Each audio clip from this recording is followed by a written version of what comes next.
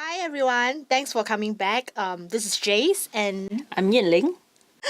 welcome to the Freelancers Exchange, where every week we speak to freelancers about freelancing and the gig economy. Who we have here today, may I guess? So today we have Alex with us.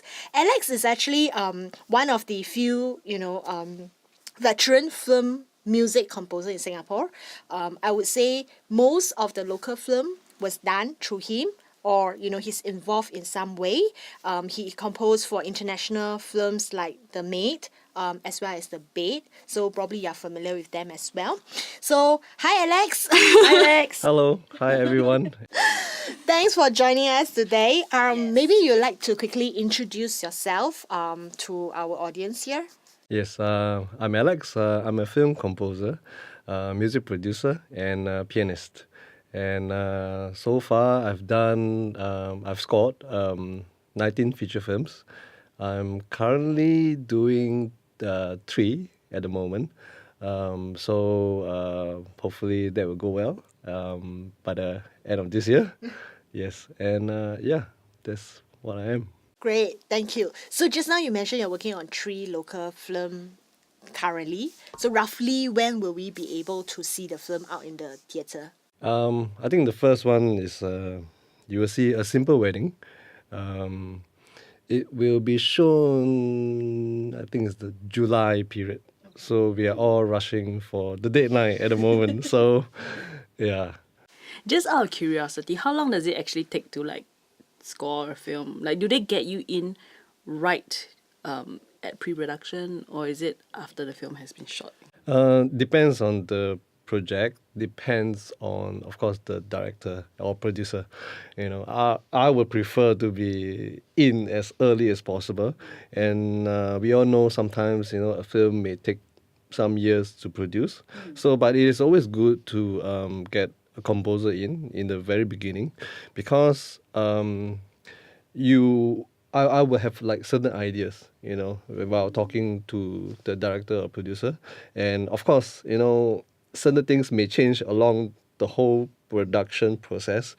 And but once I have a certain sense of the story, and when the time comes to for post production or the scoring, and I will have a more mature um, a st- perhaps story plot, or the actual story in my head.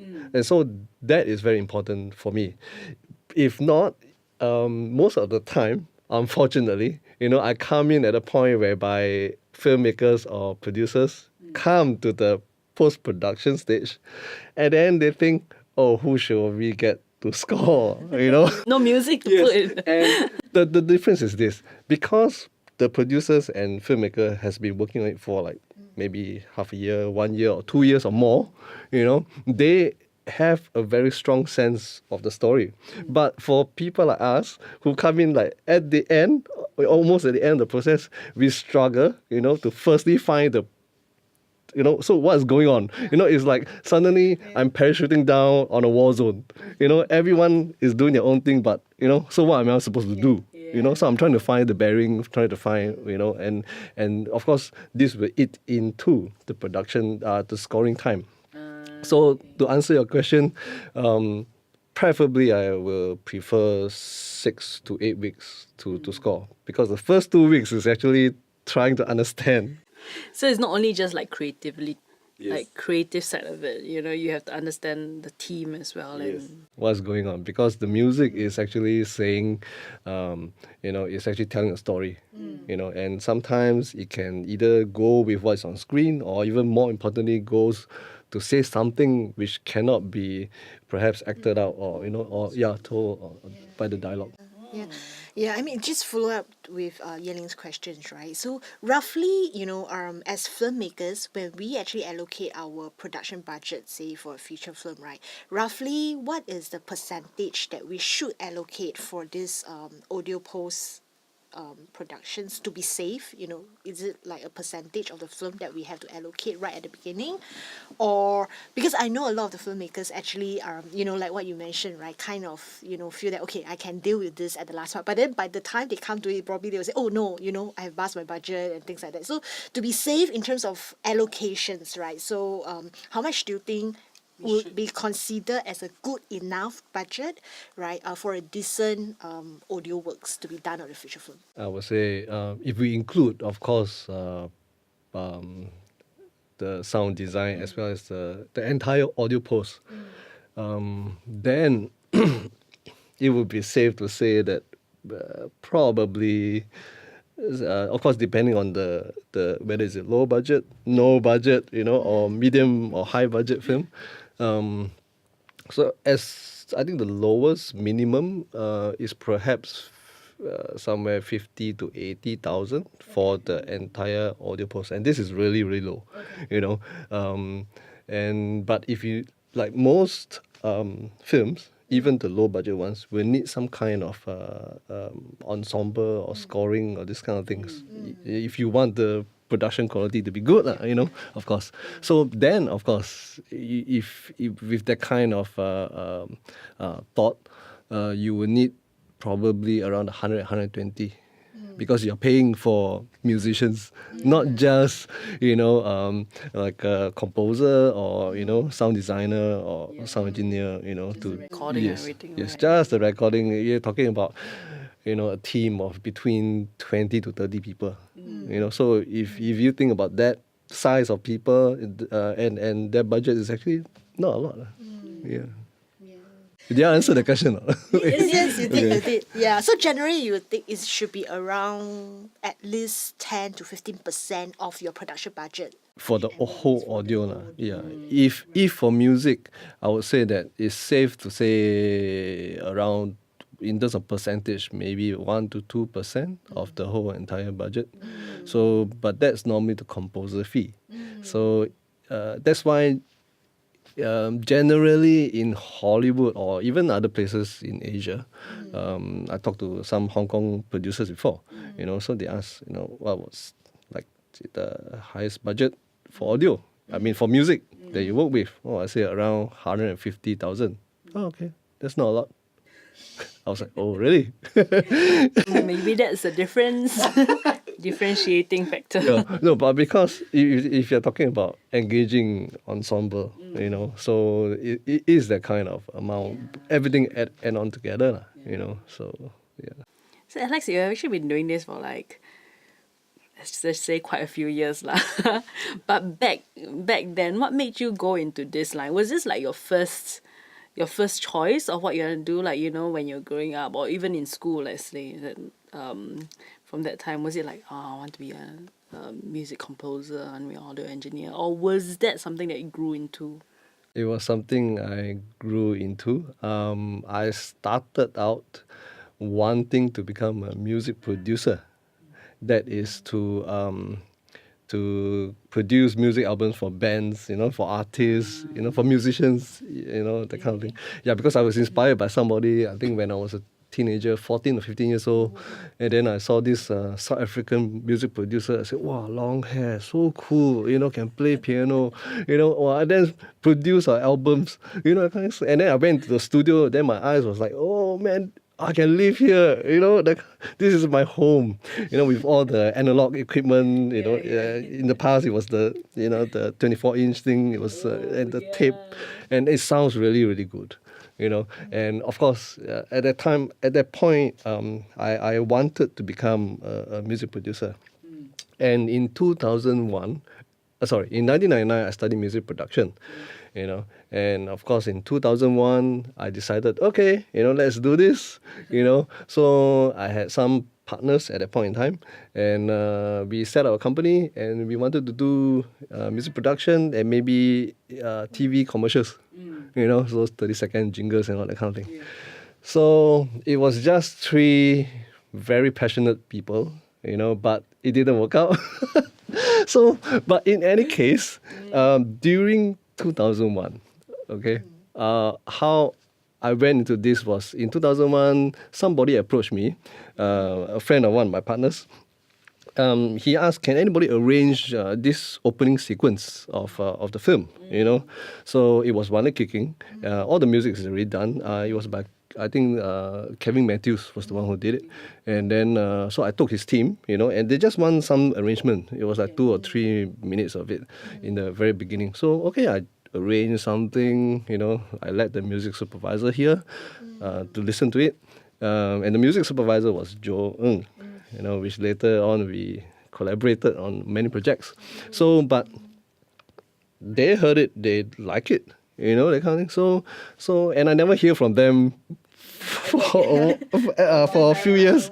And then I remember at that point in time, when Joe came to me, it was like we only got like, you know, like very little budget. I can tell you, it was only a few $100s. Seriously, you know. So, but at that point in time, it was like, okay, I'm just try this.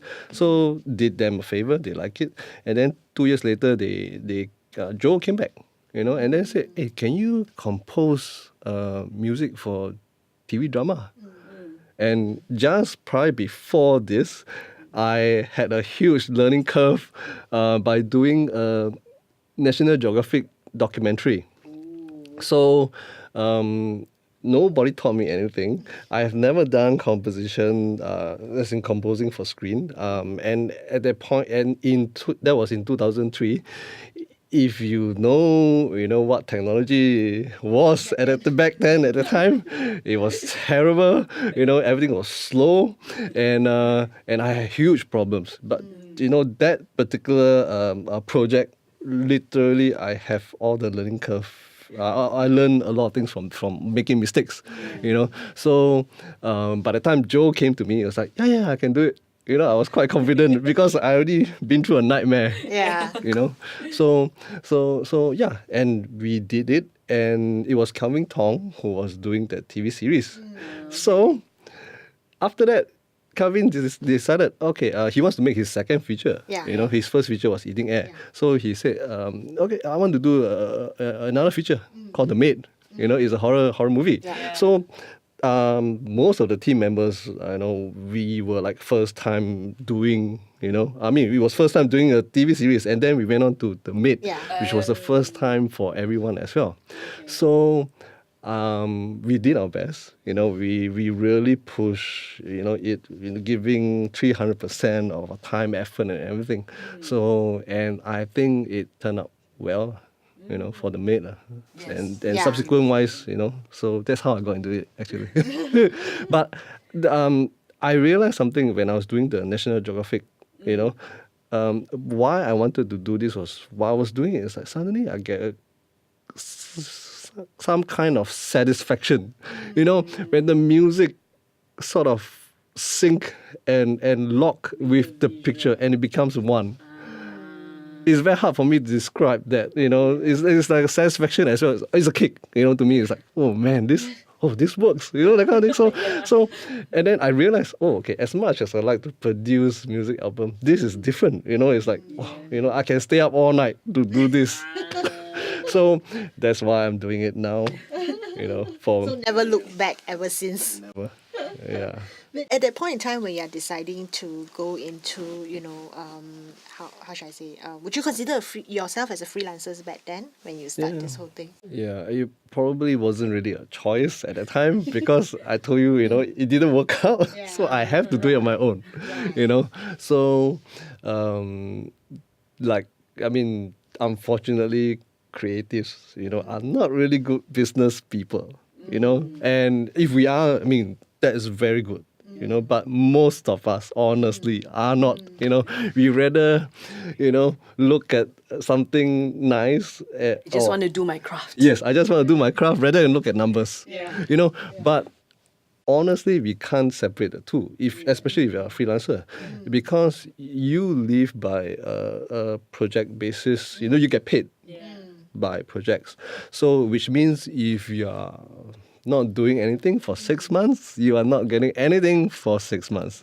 However, your bills does not stop. You know, you are still supposed to pay for things. You know, so I think when I first started, at least for myself, I didn't really think about it. You know, I mean, young at the time, that kind of Chung feeling, just is it? do it, lah. You know. But after a while, reality does set in. You know, especially now. You know, when I have a family, you know, have a few mouths to feed and all that kind of thing. So it does like forces you, you know, to like have at least something structured, or at least pushes you, you know, to try to get more. You know, the one thing about freelancers, because you do everything yourself, you know, which means you are marketing yourself. If you're stuck in a project, you know, most of the time your brain just focus on what you're doing, and you forgot about, you know, your networking, your marketing, you know. So in the sense, freelancers, as good as it sounds, you have your flexible hours. You know, you'd be surprised to know that you actually sleep very little. In fact, you do a lot of work, sometimes more than, you know, people who are working in office or have regular jobs. You know, so but again, it's a bit of I mean, everything, there's always a trade-off. You know, so whether if you are working for somebody, you have stability, you know, you have you don't really need to worry about your monthly paycheck, you know. But the trade-off is you may not have as much freedom or creative freedom in the sense, and then satisfaction, you know, because you're working for somebody else. You know, but if you're freelancers, then yes, you can have all your creative satisfaction and freedom that you want, you know. But you know, the trade-off is you got to spend a whole lot more time, you know, pushing yourself, you know, and getting jobs. Yeah, that's right. Yeah. So what do you do, like you mentioned, right, when you're so deep into a project, but you know, like maybe after this project finishes, you have to line up the next project, right? So how do you, I mean, like, how do you step out of that to like say, oh, I have to go for this networking right now, or you know, do you start making calls 1 month before the project ends and say, hey, anything up? Yes, I mean all of the above, you know. And you pray as well, you know, that kind of thing. And then no, but the point is that I think everything, they always say, there's a saying, you know, success has to be planned, you know, and it is true. You have to plan, you have to make an effort, even when you're really busy, you know, when, you know, your hair, you're going to pull your hair out, that kind of thing. But you have to still, you know, take the time, you know, because everything is relationship based. You know, you just have to make time to meet the people, you know. Then yes, of course, you know, when there's work, they will give to you, you know. And I don't think we can ever stop networking, you know, because firstly our market size is already so small, you know. So obviously, you know, and so we need to push even more, because of our size. You can't just wait over there and then hopefully something will come to you, right? Yeah, nothing's gonna come that way. Yeah, that's when you're saying that, I was just saying you cannot be passive. You have to be active constantly. You know, I was a very passive person in the past. You know, so it was probably because when I went to China, I was there for 4 years. I was forced in the environment, you know, to be active. You know, because nobody knows you. You are not getting any job. You're starting from scratch. You know, so you have to, you know, like actively, you know, go out, call, you know, your skin got to be thick, lah. You know, they reject you 10,000 times, but you still call them, you know, hi, how are you? You know, but you'd be surprised when I was there for the first year. I mean, I went there, just digress a little bit. I went there because I went there on holiday, and I realized, wow, there's so many TV channels over there. You know, that means there's only one light bulb in my head, you know, like just, you know, brighten up. It's like, oh, if there's so many channels, there must be a lot of TV commercials, you know. So it kind of linked the two up. The business part of you come out already. Suddenly, it was just like, I was first like that. There was nothing for me to do, so I was flipping channels in front of the TV, you know, in a foreign land. How sad it is. So, but that's the truth, you know. So, and then, then I called my friend over there, you know, like he's a Singaporean but working there in the advertising industry. So I asked, hey, how's the advertising in Shanghai like? He said, dude, if you want to do TVC music, you must come here. I said, really? Okay, let me try. You know, that kind of thing. So you just let me try and you stayed there for 4 years. The first year was more like a to and fro. Okay. You know, but even that to and fro, I gotten 8 TV commercials job by knowing almost practically nobody. You know, but How do you manage to even secure this first aid? How do you manage to break into it? it was of course through some friends. You know, that open up. You know, so sometimes I think, especially for what I'm doing, like composition. You know, a lot of people ask, like, you know, like, how did you get into this? You know, and the answer is there are many variables. You know, that kind of thing, and luck is actually one of them. Being in the right place, the right Being time. at the right place, the right time, and then people helping you, you know, opening the door for you, you know. So I think even like how I got into film, it was, I didn't plan it. It was, you know, but I deep down I didn't know I wanted to do it until I You found it. Yeah, until I found it. But I think at the same time, a lot of it, as much as it is being the right place, the right time, knowing the right people, I think you have to be open to it as well. Yes. Yeah, because I think a lot of creatives would be, well, not a lot of creatives, just a lot of people in general. Even if they are offered, you know, it's like standing right there in front of you. If you don't go ahead and say ask, you know, or tell yourself, oh yeah, I can do that. It's the person is not going to approach you and say, hey, can you do this for me then? Yes. Yeah, Correct. I think this is especially true for Singaporean because we have always been quite reserved, right? So, you know, we kind of like paiseh what they say, right? So we don't really dare to ask for it, but sometimes you just need to take the first step. Yes. Yeah. Like you said, the skin has to grow a bit thicker. Yes. Especially for freelancers. Exactly. Nobody is gonna market for you. Nobody is giving you the job. You know, you have to ask for it. There's no marketing. There's no marketing department behind you, Yes, right? none, zero. Was this 4 years that you were in China? 2007 to 2011. Okay. So what bring you back to Singapore? It was actually for the movie Bait. And at the time, the lease where I was staying, it was about to finish. Yeah, it was about to end, and then I got a call, you know, from Joe. Hey, there's this shark movie. Do you want to do? I was like, yeah, of course. Why not? Shark. I mean, in Singapore films, come on. Have we ever done any monsters or sharks? Yeah, So, that's quite new. so it's like the moment you say shark, it's like, I mean, everyone thought, at least for me, you know, Jaws. You know, that kind of thing. Yeah, dun, dun, dun, dun, dun, dun. Why not? So At that point in time, have you done similar things before? Or this probably potentially is a new showcase for you as well, right? A new challenge in that sense, this whole project. yeah, it's a new showcase. Previously, I think most of the films were from Calvin Tong. So Calvin himself, he likes to do horror movies. And very successful. Yeah. Yes. So I remember that even when he was doing like a comedy, you know, Man in White, it was a comedy. And It's still horror. you know, there has to be a ghost inside. So it was quite funny when I was looking through. But that's him, you know, that kind of, that's his style. He's that's what he's good at, you know, that kind of thing. So but nothing of the sort of like monsters, you know, that kind of thing. I think generally in Singapore, yes, we have the art house kind of movies, and then we have somewhat of the commercial, you know, kind of movies. And even in commercial movies, you only get comedies or horror. So in the end, there's nothing in between. You know, where's the thriller? Where is suspense? Where's the monsters? Where's the fantasy? You know. Yeah, we don't have. So when that opportunity came, right, of course I jumped at it, you know, that kind of thing. And then it was exciting because I get to go to Sydney to record a 40-piece orchestra. So This was a fairly large production budget feature film, right, at that point in time. For Singapore. for lah. Singapore, yes. Yeah. So I was just about to ask also, what's the experience that you have from, you know, getting from Bait versus the other projects that you have done in Singapore? Okay, like at least in terms of local productions,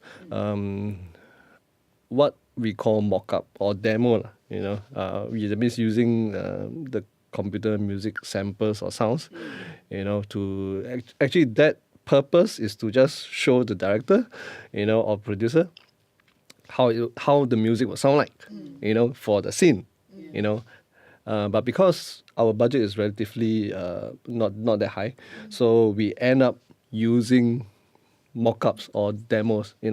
Of course, sometimes I will like get in one or two musicians, to play, because as much as, of course, now the sample libraries has grown to be quite good, but back in 2004, the Maid, it was not like that.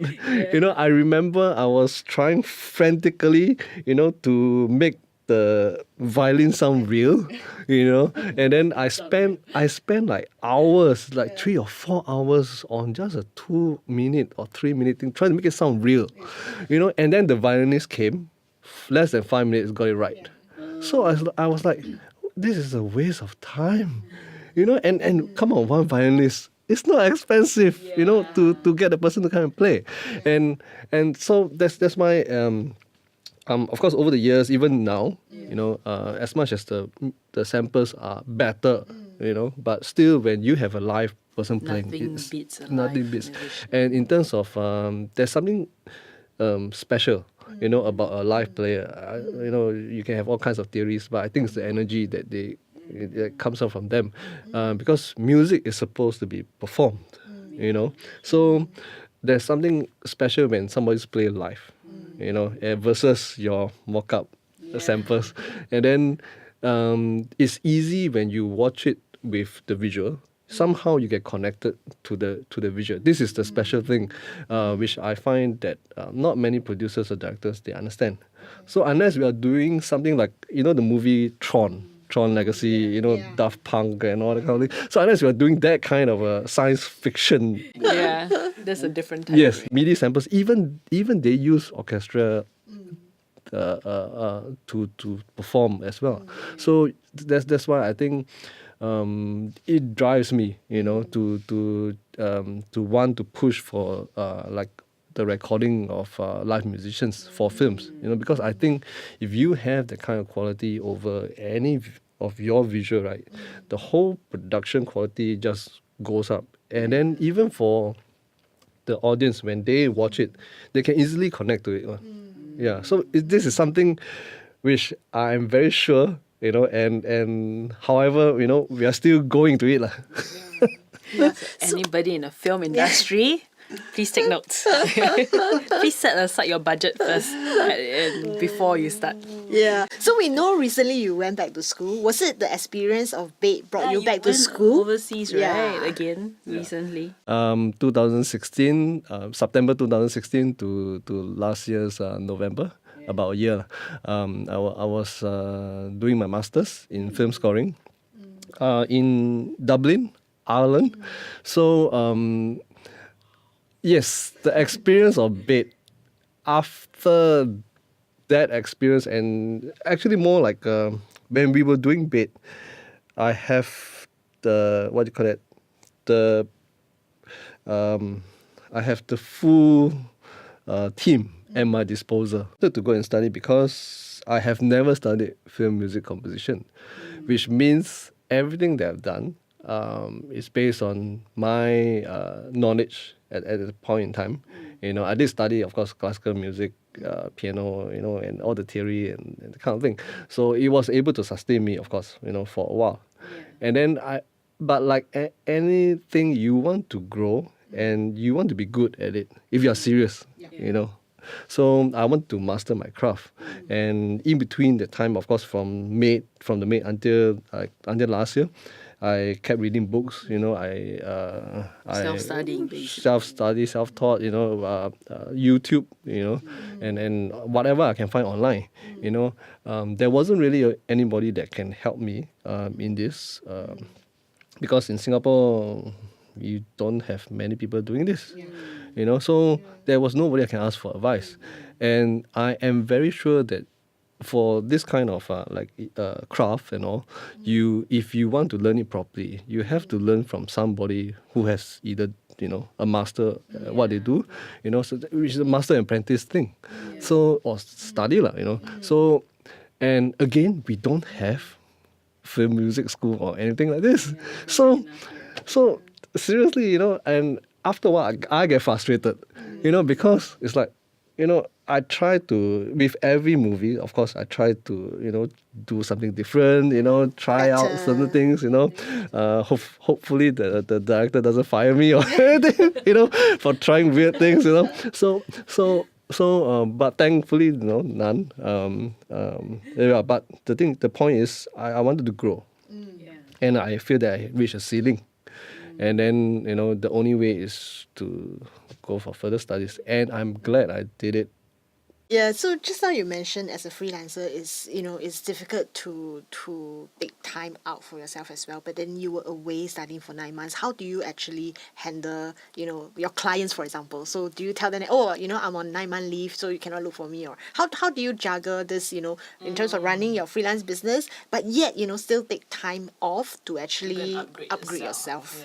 So you're doing both at the I was same doing time. two things at one time. It was very tiring. I envy my classmates who, weekends, they will go to some other cities, they will take pictures of themselves, see the beautiful landscape. I was stuck in that chair, working, studying. I didn't really go anywhere.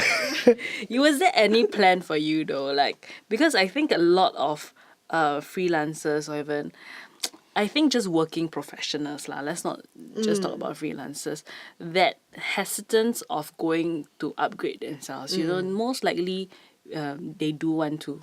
Yeah. But is that like you have a family actually, and then you just dropped everything and moved to a different country for 9 months, and then you had to work at the same time and study. Like, did you prepare for it, or were you just like, oh, let's go, and or what was the feeling to finally push you? What made you finally take that step to go overseas to study? Because you were thinking about it for a long time, right? You said, I was thinking about it for a long time. I tried in 2012. It didn't work. I applied for a scholarship, but I didn't get the money and it didn't work. And then my wife got pregnant.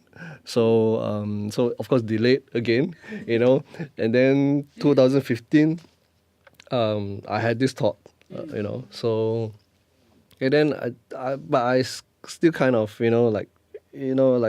undecided, whether I want to do it or not. And then looking at my son growing up, slowly but steadily, that kind of thing is like, okay, so do I really want to do this, or do I, the dude is growing up, So now it's like even getting more and more difficult, and then. Is it more like I'll be missing his life? Yes, exactly. So I mean, I try to be active parent, active father, and of course, so I decided, okay, I'm going to apply for a scholarship in 2016, so, and unfortunately I didn't get that, but so of course I discussed with my wife, how, because it's not like when I just in 2007 when I can just drop everything and move to Shanghai. I was single, I was alone, I can do whatever I want, I was young, But now it's a different scenario. So, out of respect and love and everything. So, you discuss, and then she was fully supportive, of what I want to do. If I want to study, fine, If I don't want to study and I want to go like back to Shanghai or anything like that, fine, So she will fully support. Then I remember I have that 10 minutes of my own time and thoughts and everything. I remember the moment because I was a little bit saddened when I didn't receive the scholarship when the reply came. So I had that moment of to myself, and I thought about it. So will I regret, this? If that means I'm not going to think about it anymore. Once I pass this thing. So will I regret in my later years that I didn't go and study? And then I know that I will regret it. It came to that realization. So I decided, okay, I told my wife, okay, I'm going to study. Like I'm going, but I do not know how I'm going to go. But I'm going to do it. So it's that kind of like, I say it, I put it in faith, and I'm gonna jump. Let's just do it. Because if not now, then there's no other time. There's no right? other time. And my kid at that point in time was 2 years old. He was still a little bit like, not really fully understanding, And then I thought, okay, this is seriously the only moment, I can't wait another year. Yes, of course, I can prepare my finances better next year, or I think so. Sometimes you will never know. Again, unsure. So now is the time, So I decided, okay, let's do this. So So you just applied for it and just went. yes, yeah. There's some stories, but yeah, I'm gonna leave it at there. So yeah, the leap of faith I call it, And once I leapt, once I jumped, I was falling through the whole year. But now you're back again, right? Yes. Back up again. Yes, back up again. I survived. The most important Yeah. thing is that you don't regret it. No, Yeah. I didn't. Yeah, that's right. That's But would you think that this is something that is important for freelancers to take note as well? Because freelancers has been their own, right? So sometimes it's also important to take a step back to see, where is their skill levels, how are they competing among their peers, and whether there's really a need for them to actually consider seriously about upgrading themselves. Yes, I think it's an individual decision. At least for myself, that in that point in time, I know that I can go further, and so why am I not doing that? That was the question I was asking myself. And I'm frustrated that I hit the ceiling and I can't go further anymore. So. particularly for your skill set. Yes. So, and I totally believe that if you want to, in any craft, you have to be a master at that, especially when you've been doing it for a long time and you want to be good or the best in it, So, in fact, this question is more a question that you need to answer yourself, for yourself. That do you want to do this? Should you, if you know that you can go further, why don't you do it? And then, of course, there are so many reasons, like for myself at that time was family, commitment, of course, financial situations, and all that kind of thing. And of course, work, but I think I'm a good testimony that it can be done. So having been through all this, ups and downs, having been in the industry for so long, do you see a great improvements in the media industry from when you first started till now? Media and maybe the freelancing. Yeah, the freelance. I think you mentioned a bit about freelancing also, but Freelancing, obviously, people are now more aware.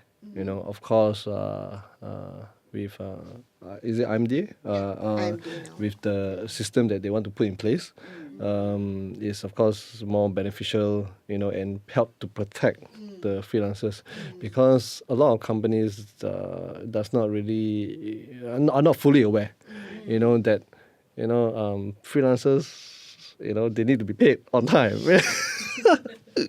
Things like this, which is very crucial, because for anybody who wants to be good at what they do, we can't be worrying about finance all the time. I don't know about others, but for myself, if once I think about it, right, I'll be paralyzed. Like there's like a thorn at the back of my head. Like a demon. That kind of thing. You're supposed to pay this. Where's the money? So, but and then you be fearful, you be pressured. You're stressed. So the thing is, how do you produce good work in that sense? Yeah, that's why in the more corporate environment, let's say studio or anything, you have somebody to take care of the finance or a manager, and then you do what you're supposed to be good at, which is the music. And don't worry about anything else. You see, so but as freelancers, we don't have that kind of luxury. The HR department is us also. Yes. So, but yes. So, but now, of course, it has improved. People are more aware, and we are still, of course, ongoing in this thing. We are not. We have not reached there yet, of course. So, but preferably soon. So nobody really need to hound. I mean. I've seen and of course heard from friends, even myself sometimes, we have to kind of like hound people, the 30 days, is up, we will appreciate if you can pay us, and we don't, I mean, we are not beggars, and we don't like to beg, but the thing is that, sometimes companies sort of take advantage of that, but that's why I say it is good that there are some system at least being put in place. It's getting better, of course, with each year. So looking forward to the improvement. So actually, right now, right, with all your experience accumulated like that, of course, life has brought you to this point of time. So, is there one piece of advice that you give yourself, like back when you were starting out? Do you think? Yes. That is to be actually be daring, not to keep thinking, be active. That's what it is, and don't really think about rejection so much. I mean, I'm not sure about. It's my own personal opinion, for myself, because I am an introvert, by nature, so but I have to force myself, to go out of the shell, to talk to people, to get things. And this is the only way to get it done, and you have to voice out your expression, what you're thinking, So, Not nobody's gonna say it for you. yes, Right? of course. So does it mean that you see in Asia for the music scoring, music composing part is really a big part, or increasingly will be a very big part of Asian film as well? The thing is, film scoring is actually a Western art, so it came from there, and the legacy is from there, So symphonic sound mostly, but there is of course, we can make it uniquely ours, by our own kind of music in the way we compose it. So, but yes, it will be a huge part, and I think right now, it is there's more exposure as well, and of course with technology, and all this advancement, we can do a lot of unique things, they did. I mean, technology leveled the playing field, of course, but we can add on. We can do interesting sounds. There are some instruments here that you can't get anywhere else in the world. I only realized that when I was like half the other side of the world. Okay. Like what?